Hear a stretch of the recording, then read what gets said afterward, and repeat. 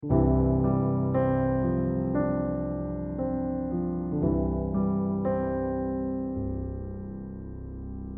34장 7절에 보시게 되면 모세는 120세에 죽었는데요. 오늘 다루는 이 말씀은 본문 앞에 31장 2절에 보시듯이 모세 나이 120세, 그러니까 죽기 바로 전에 받은 그 명령이고 또 전한 말씀입니다. 오늘 본문 말씀, 즉 모세가 하나님으로부터 받은 이 마지막 명령의 내용을 요약을 하면 하나님께서 알려주신 한 노래를 써서 이스라엘 백성들에게 가르쳐 부르게 하라는 것입니다. 그래서 오늘 메시지 제목을 가르쳐 부르게 하라라고 정했습니다. 그런데 이 말씀을 보면서 생각나는 구절이 하나 있습니다. 바로 마태복음 28장 19절에서 20절 말씀, 즉 예수님께서 이 땅에서 그의 제자들에게 주신 마지막 지상 명령입니다. 그러므로 너희는 가서 모든 민족을 제자로 삼아 아버지와 아들과 성령의 이름으로 세례를 베풀고 내가 너희에게 분부한 모든 것을 가르쳐 지키게 하라. 가르쳐 지키게 하라. 이 지상 명령의 마지막 부분은 가르쳐 지키게 하라인데도, 그런데 공교롭게도 모세가 받은 마지막 명령의 후반부는 가르쳐 부르게 하라입니다. 구약 율법의 대표자 모세가 받은 마지막 명령은 가르쳐 부르게 하라이고, 신약 복음의 주체이신 예수님의 마지막 명령은 가르쳐 지키게 하라는 것입니다. 이렇게 본문의 이 명령은 예수님의 마지막 명령에 비견될 만큼 중요한 말씀입니다. 한 걸음 더 나아가서 이것을 이렇게 비유할 수 있겠습니다. 우리의 신앙생활에 필요한 두 가지 책이 있는데요, 하나는 성경책이고 다른 하나는 무엇일까요? 요즘은 책을 안 갖고 다니셔서 그런가? 찬송가 책입니다. 찬송가 책. 여기에서 예수님의 지상 명령을 성경책에 관한 말씀이라고 한다면, 오늘 본문에서 모세가 받은 명령은 찬송가 책에 관한 말씀이라고 할 수 있겠습니다. 그래서 본문 말씀은 이제 설교 후에 이어지게 되는 이 찬양제와도 잘 맞는 말씀이라고 생각을 합니다. 본문에 보면 하나님께서 모세에게 이 노래를 가르쳐 부르게 하라고 명령하신 그 이유에 대해서 이렇게 말씀합니다. 이 노래로 나를 위하여 이스라엘 자손들에게 증거가 되게 하라. 이 말씀의 의미는 장차 어떤 상황이 벌어졌을 때 이스라엘 백성이 부르는 이 노래가 하나님을 위한 증거가 되게 하라는 것입니다. 자, 그렇다면 이것은 미래에 일어날 어떤 상황을 염두에 두고 하신 말씀일까요? 이어지는 20절에서 21절 말씀을 보면 이렇게 기록되어 있습니다. 내가 그들의 조상들에게 맹세한 바 젖과 꿀이 흐르는 땅으로 그들을 인도하여 드린 후에 그들이 먹어 배부르고 살찌면 돌이켜 다른 신들을 섬기며 나를 멸시하여 내 언약을 어기리니 그들이 수많은 재앙과 환난을 당할 때에 그들의 자손이 부르기를 잊지 아니한 이 노래가 그들 앞에 증인처럼 되리라. 자, 이것은 이스라엘 백성이 가나안 땅에 들어가서 부요해지면 하나님을 배반하게 될 것이고 그로 인해 수많은 재앙과 환난을 당하게 될 것이라는 예고이고, 그런 상황에서 그들이 대대손손 불러온 이 노래가 하나님 앞에 증거가 될 것이라는 말씀입니다. 그렇다면 이 노래의 내용이 어떻길래 그것이 하나님을 위한 증거가 된다는 것일까요?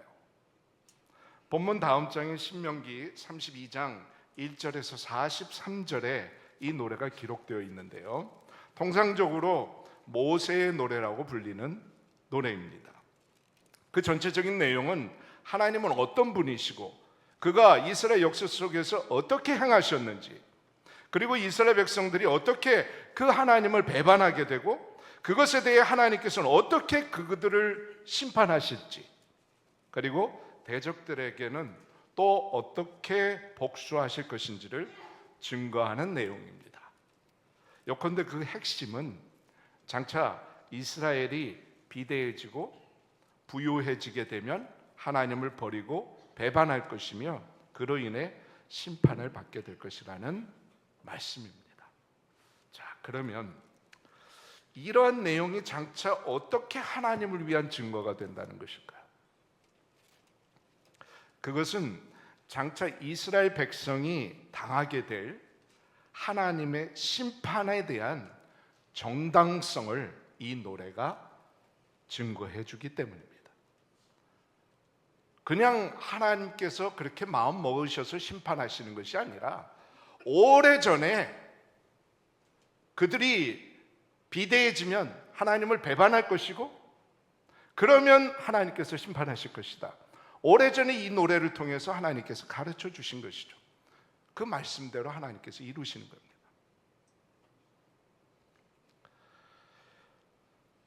모세 이후로 이스라엘 백성들은 이러한 내용을 담고 있는 이 노래를 대대손손 부르게 됩니다. 그런데 불행하게도 이스라엘 백성이 예고된 대로 하나님을 배반하게 되고 하나님의 심판을 받게 되는 것입니다. 그러한 상황 속에서 아마도 이스라엘 백성들은 하나님께서 이스라엘과 맺으신 언약을 근거로 해서 하나님께 호소하면서 심지어는 하나님을 원망하게 될지도 모릅니다.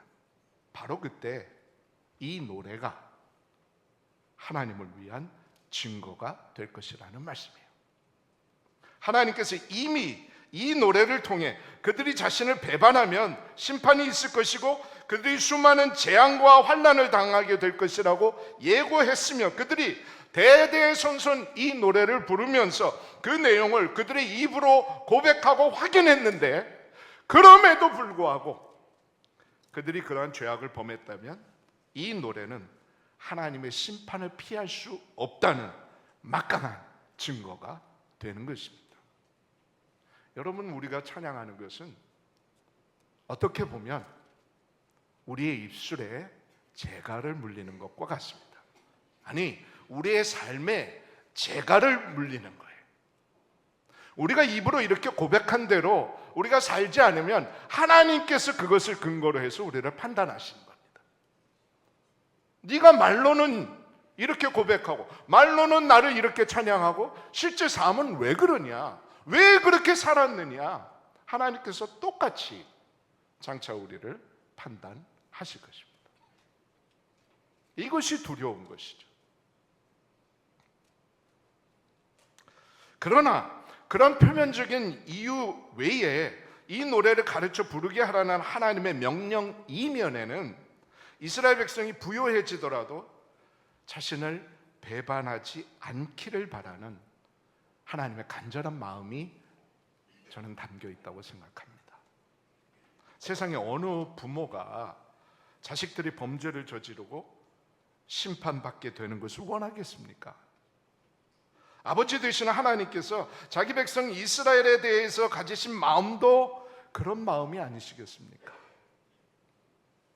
또한 이 명령에는 하나님은 말씀하신 대로 반드시 이루시는 분이시라는 사실을 이스라엘 백성에게 각인시키려는 하나님의 의도도 포함되어 있다고 생각합니다. 이처럼 이 노래를 가르쳐 부르게 하라. 이 하나님의 명령 속에는 하나님과의 관계 속에서 하나님께서 원하시는 여러 가지 중요한 의미가 담겨 있는 것입니다.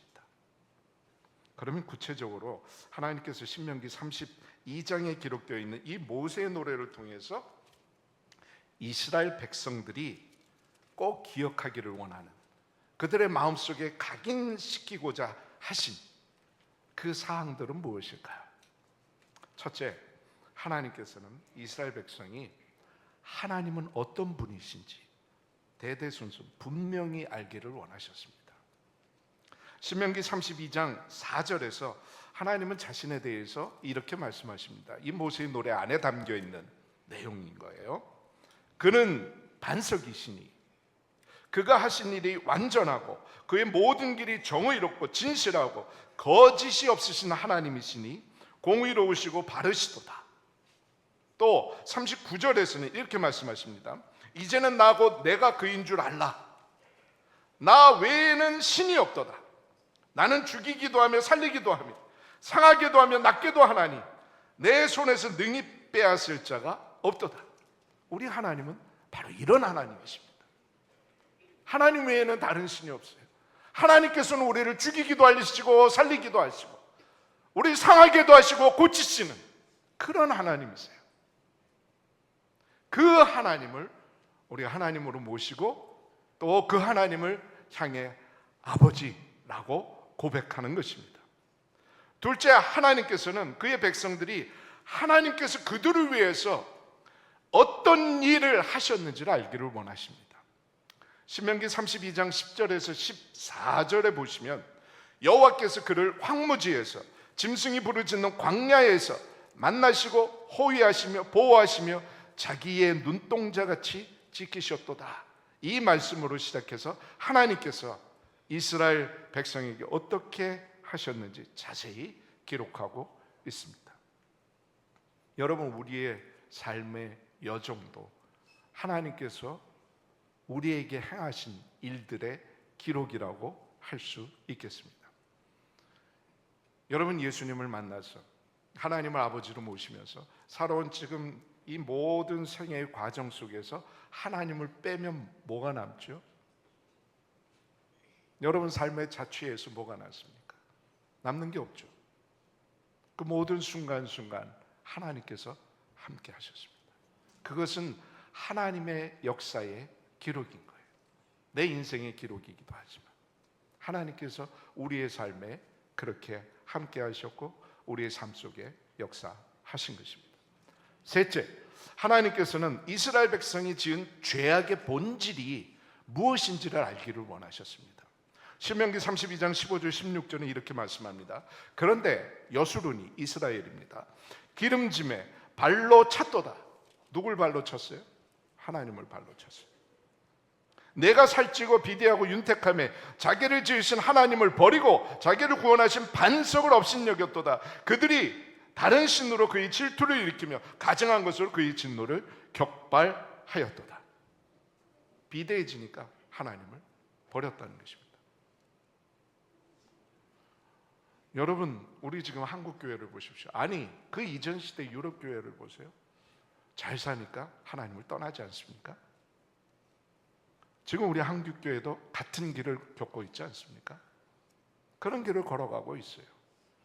부유해지면, 우리의 삶이 풍요해지면 하나님께 더 많이 구하지를 않아요. 간절함이 없어져요. 그러니까 신앙이 식는 겁니다. 교회가 식습니다. 그러니까 하나님을 자꾸 버려요. 하나님과 멀리.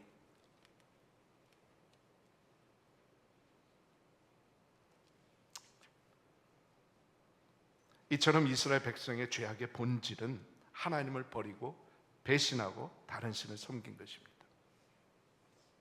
넷째, 하나님께서는 자신을 배반하면 공의에 따른 심판이 있고 재앙과 환란이 있을 것임을 이스라엘 백성이 알기를 원하셨습니다. 신명기 32장 19절에서 25절에는 그러한 심판과 재앙의 내용이 자세히 기록되어 있습니다. 한번 나중에 읽어보세요. 마지막 다섯째, 하나님께서는 종국적으로는 그의 백성을 위해 속죄하실 것임을 만민이 알기를 원하셨습니다.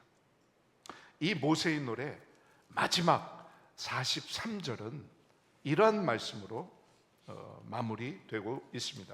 이 말씀 한번 따라서 같이 읽으시면 좋겠어요. 한번 따라하시기 바랍니다. 너희 민족들아, 주의 백성과 즐거워하라. 주께서 그 종들의 피를 갚으사 그 대적들에게 복수하시고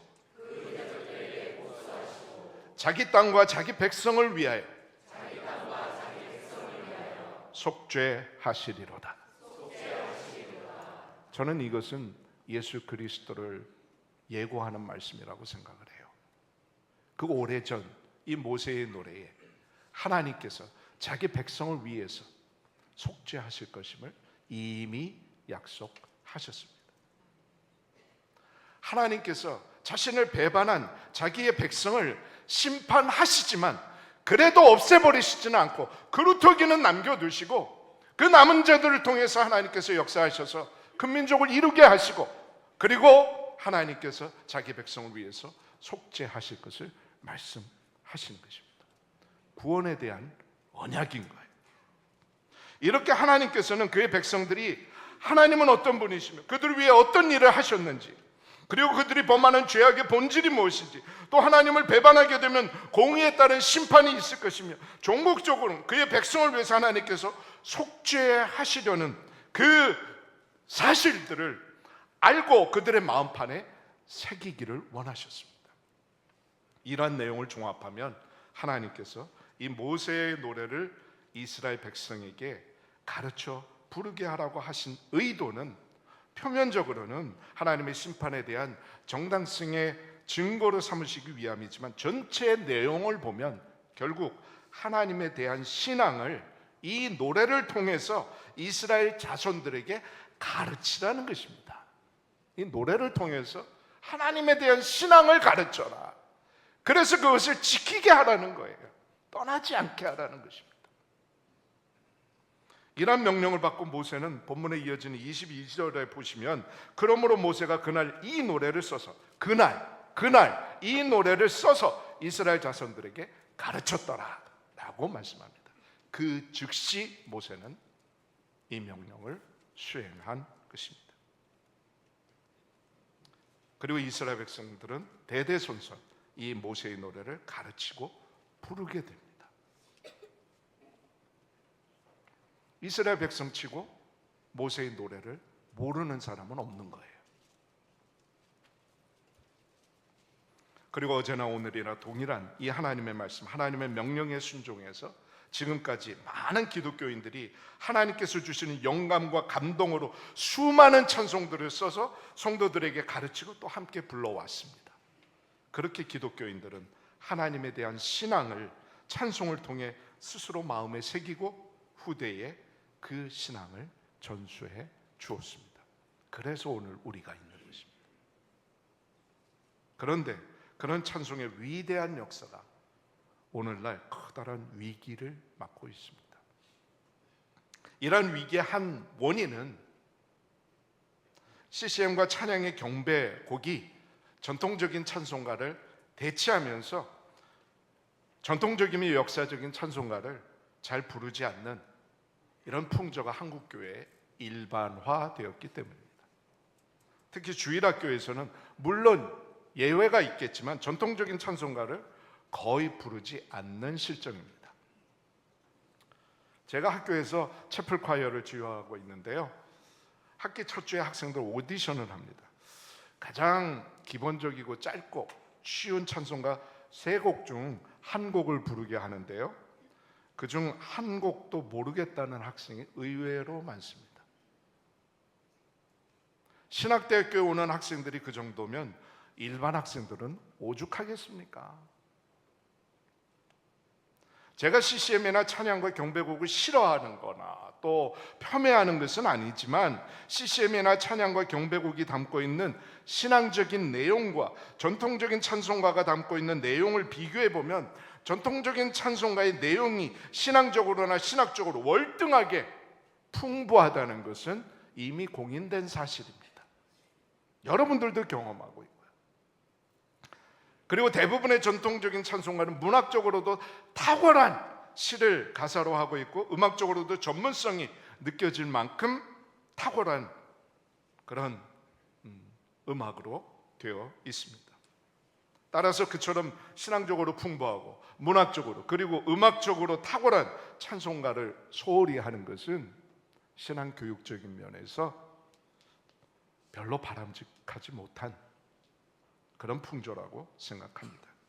그런데 이런 상황에서 기독교 초기 헬라어, 즉 그리스어로 된 찬송시에 새로운 곡을 붙여서 오늘 찬양제를 갖는다고 하니까 개인적으로 무척 감사하고 기쁜 마음이 들었습니다. 아마도 이러한 시도는 세계적으로도 드문 사례일 겁니다. 제가 유학하면서 이런 걸 본 적이 없어요.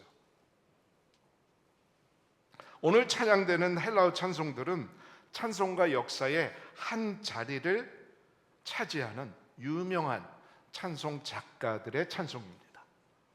여러분, 이 찬양하시면서 그 시를 쓴 사람이 누구인지 유심히 보셨어요?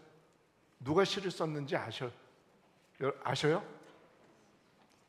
여러분들이 부르는 이 헬라시 찬송의 시를 누가 썼는지 아세요? 꼭 기억하셔야 됩니다. 찬송가 역사책의 한 페이지를 장식하는 사람들이에요. 근데 많이 알려지지 않은 사람들이에요. 너무나 훌륭한 신앙인들이었습니다. 우리는 오늘 이 찬양들을 통해서 기독교 초기 성도들이 하나님에 대해서 어떠한 신앙을 갖고 있었는지 알 수 있게 될 것입니다. 그들은 이러한 마음이었구나, 이것을 중요하게 생각했구나, 신앙에 있어서 이런 고백을 했구나. 그리고 오늘날 우리가 갖고 있는 기독교 신앙을 점검해 볼 수 있는 기회가 될 것입니다. 그들과 비교하면서. 그리고 오늘날 우리의 찬양에서 잃어버린 것은 무엇이고 또 무엇을 회복해야 하는지 깨닫게 되는 기회도 될 것입니다. 가사를 여러분 새기면서 찬양하셨으면 좋겠습니다. 본문에서 하나님께서 모세에게 이 노래를 이스라엘 자손들에게 가르쳐 부르게 하라고 명령하셨습니다. 오늘 우리는 모세와 마찬가지로 어제나 오늘이나 동일한 이 하나님의 명령 앞에 서 있습니다. 그렇다면 이제 우리는 어떻게 해야 할까요? 이 시대의 풍조처럼 그렇게 함께 흘러가는 것이 좋겠습니까?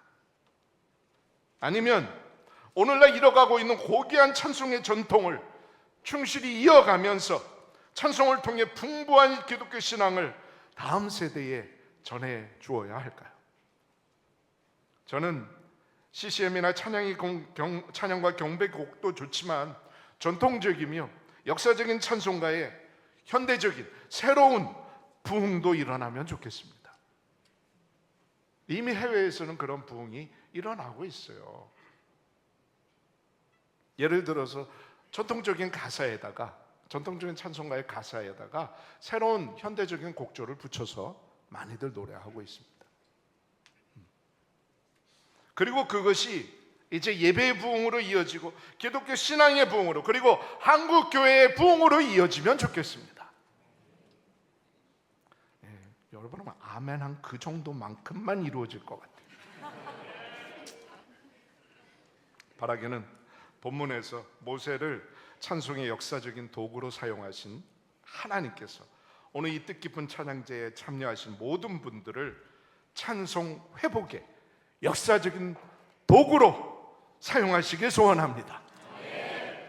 그리고 모세를 사용하셔서 찬송을 통해 하나님에 대한 신앙을 이스라엘 대대손손 이어가게 하신 하나님께서 저와 여러분들도 사용하셔서 오늘 새롭게 드려지는 이 찬송들과 우리가 마음을 다하여 부르는 모든 찬송들을 통해서 이 기독교 신앙이 다음 세대에 더욱 온전히 전수되게 하시길 소원합니다.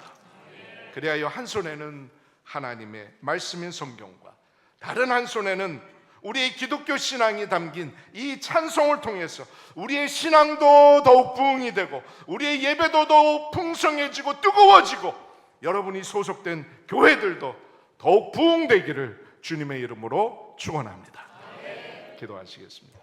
하나님 아버지, 하나님께서 계획하신 이 놀라운 찬양제에 우리가 먼저 하나님 앞에 예배를 드리며 하나님의 말씀을 들었습니다.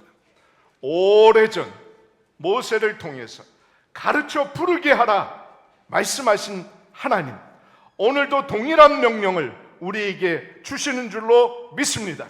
하나님, 우리가 우리 후손에게 가르쳐 부르게 하도록 주께서 역사하여 주시옵소서. 그런 하나님의 명령을 충실하게 수행하는 저들이 되게 하여 주시옵소서.